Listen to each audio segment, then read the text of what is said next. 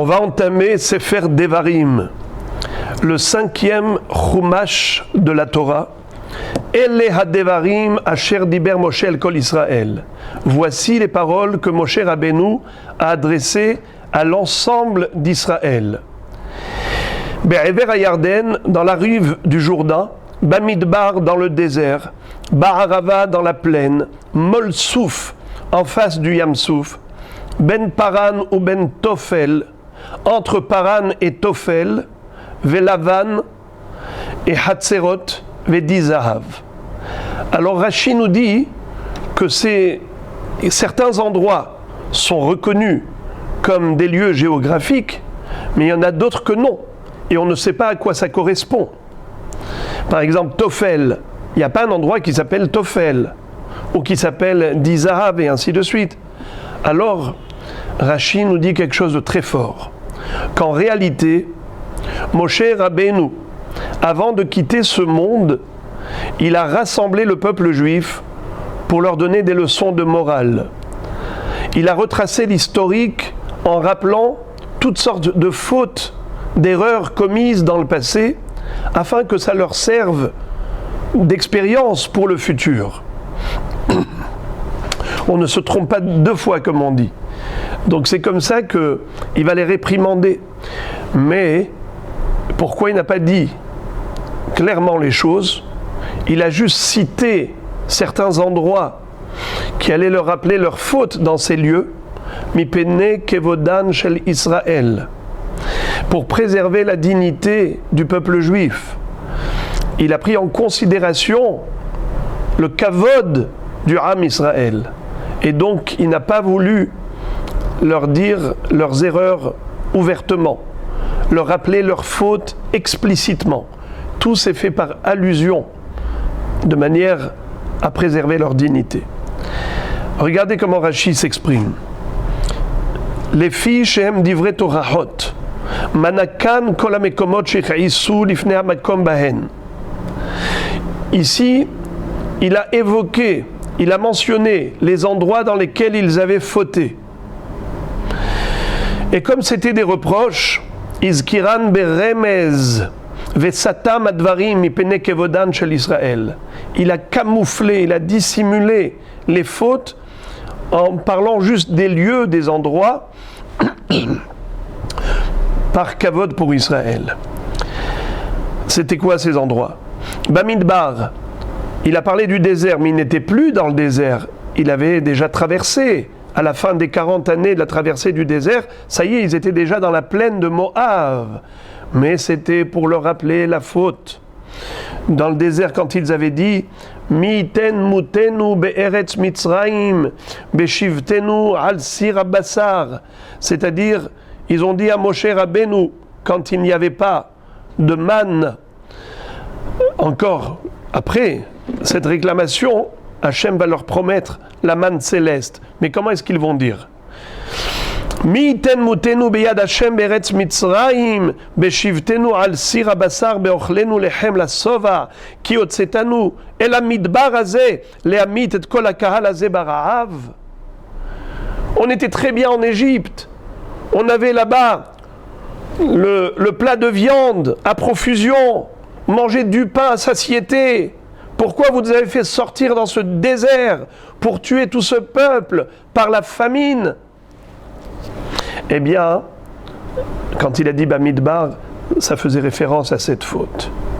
Ba'arava, dans la plaine, eh bien, en effet, il aura rappelé la faute de Baal Peror. C'était dans Arvot Moab, dans les plaines de Moab, là-bas où malheureusement, ils ont été avec les filles de Moab. Il y a eu 24 000 morts. Molsouf. Lorsque vous étiez en face du Yamsouf, qu'est-ce qui s'était passé à ce moment-là? En effet, là également, ils ont rouspété et ils ont dit à Moshe Rabbeinu, Hamibeli en kevarim bemitzraim lekartanu, lamud bamidbar, est-ce qu'il manquait des tombes en Égypte pour nous faire sortir ici dans le désert et nous retrouver maintenant devant la mer, coincés?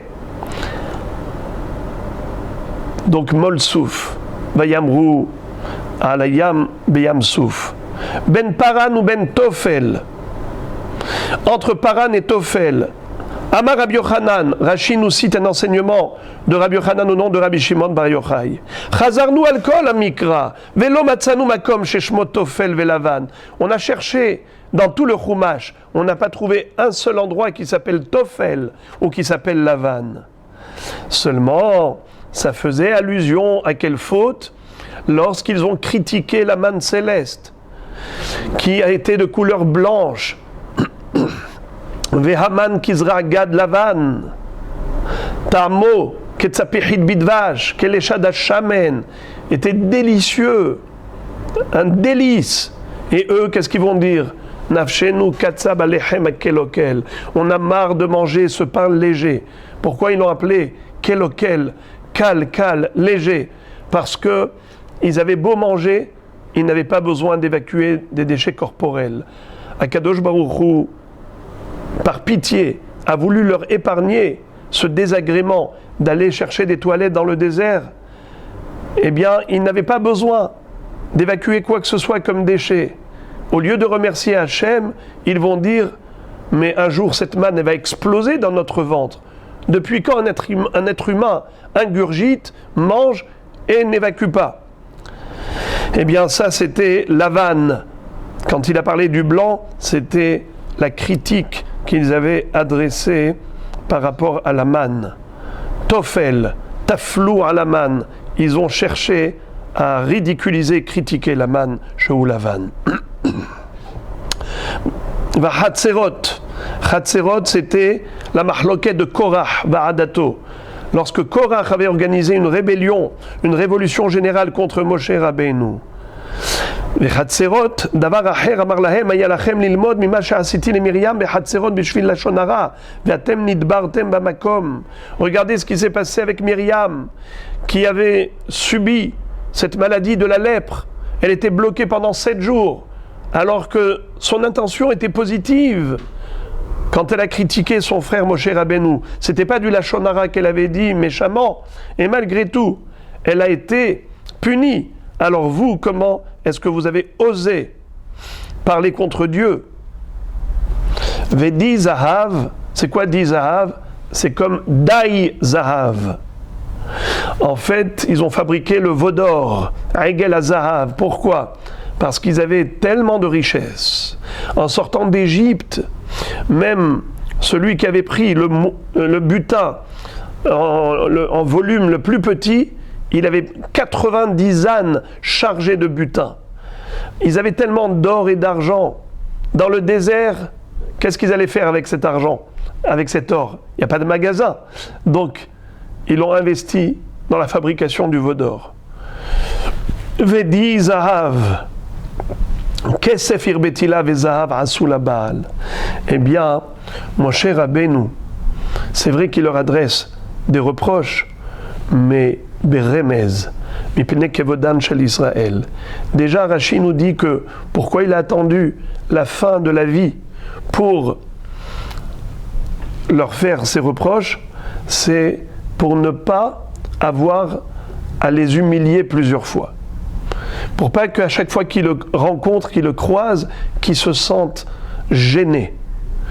Alors, c'est pour cette même raison que Yaakov Avinu, lui aussi, a attendu la fin de sa vie pour adresser des reproches à ses enfants. Sheloye hoser ou mochicho, sheloye mochicho ve hoser ou mochicho, pour pas avoir à répéter plusieurs fois et aussi pour pas qu'ils soient gênés. Donc nous voyons que d'une part on a la mitzvah de faire une toracha, mais ce n'est pas pour autant qu'on peut se permettre de faire blêmir l'autre, de l'humilier, de le plonger dans la honte. Il ne faut pas faire ça par mépris, au contraire, avec kavod. Et en plus, nous dit Rashi, que pourquoi il les a tous réunis. Elea devarim asher diber Moshe el kol Israël. Parce que s'il avait parlé qu'à une seule catégorie, à une seule partie du peuple, les autres auraient pu dire ah, si nous on était là, on avait quoi répondre, on aurait eu du répondant. Vous avez accepté comme des moutons de panurge. Eh bien, Moshe Rabbeinu leur a dit Voilà, vous êtes tous réunis et rassemblés. Si quelqu'un a quelque chose à redire, qu'il s'exprime. Donc Moshe Rabbeinu, comme un berger fidèle, qui ne veut pas abandonner son troupeau sans le mettre sur la bonne voie. Avant de quitter ce monde, il lui fait des reproches pour justement éclairer les chemins du futur par rapport à l'obscurité du passé. Ne plus récidiver. Comme on dit justement, on ne se trompe pas deux fois. Bien voilà, Be'ezrat Hashem, nous aussi on doit apprendre et tirer de là des leçons et apprendre comment se comporter avec les autres, même si on a une intention positive, mais on se doit toujours de préserver la dignité de chaque être humain. Voilà donc, chers amis, Bruchim Tihiyu.